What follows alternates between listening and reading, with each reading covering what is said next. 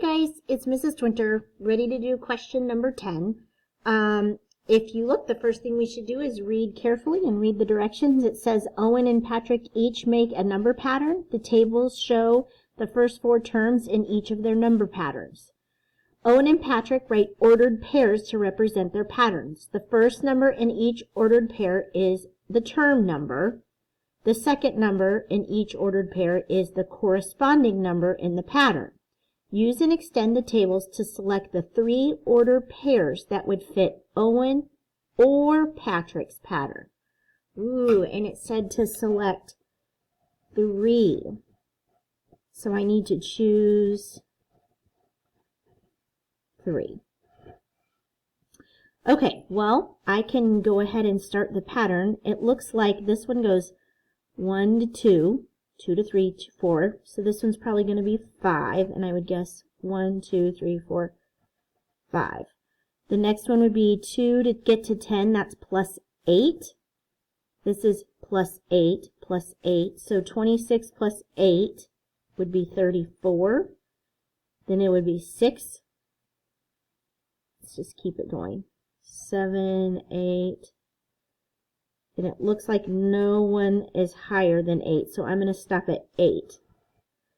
So 34 plus 8 would be 42. 42 plus 8 would be 50. And 50 would be 58. Okay, so there is Owen's pattern. Let's see if we can figure out 6, 7, 8. Okay. So it looks like on this one it's plus 7. 6 plus 7 is 13. 13 plus 7 is 20. And 20 plus 27. 20 plus 7 is 27, sorry. And then 27 plus 7 is 34. And then 34 plus 7 would be 41.